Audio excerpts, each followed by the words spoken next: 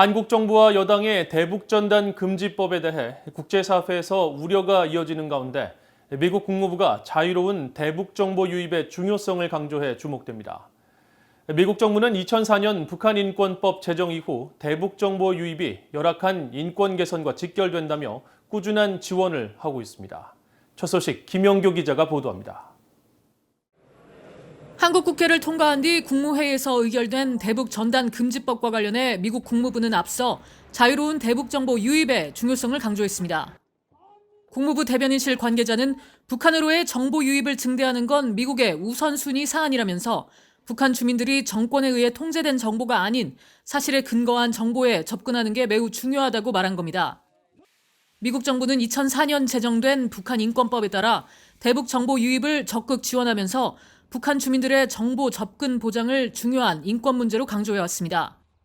특히 자유로운 정보와 전파의 흐름을 촉진하는 데 초점을 맞춰 대북 라디오 방송 시간을 늘리는 한편 관련 활동을 하는 민간 단체들에 대한 지원도 꾸준히 늘렸습니다. 이런 흐름은 미국 의회가 2년 전 기존 대북 정보 유입 수단과 내용을 더욱 다양화하도록 한 북한 인권법 재승인 법안을 채택하면서 더욱 탄력을 받았습니다. 다양한 디지털 매체를 활용해 대북 정보 유입 노력을 확대하고 휴대용 저장 장치 USB와 오디오, 영상 재생기, 휴대전화, 무선 인터넷, 웹페이지 등을 구체적으로 명시해 달라진 최근의 기술 환경을 반영한 겁니다. 이에 따라 미국 의회는 2020 회계년도에 대북 정보 유입과 북한 인권 개선 지원 예산으로 $1,000만 배정하는 등 지원을 확대하고 있습니다.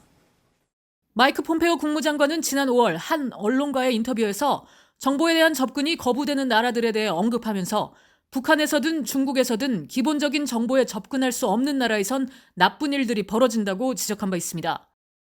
국무부는 민주주의 인권 노동국을 통해 매년 2차례씩 대북 지원군 공모를 진행하는데 주로 북한 내 정보 유입에 초점을 맞추고 있습니다.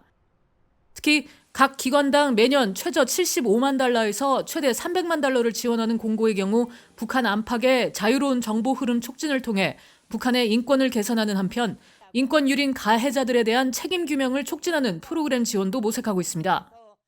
한국 내 탈북민들이 주축이 된 일부 대북 민간 방송과 인권단체 등은 이 지원금을 통해 운영되고 있는 것으로 전해졌습니다.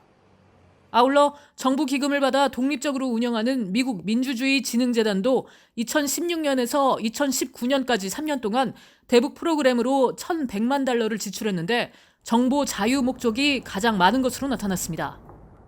이렇게 대북 정보 유입 등 인권 개선에 미국 의회와 행정부의 관심이 높고 차기 바이든 행정부도 북한 인권 문제에 관심이 높은 만큼 이런 기조는 계속 이어질 전망입니다. VOA 뉴스 김한교입니다.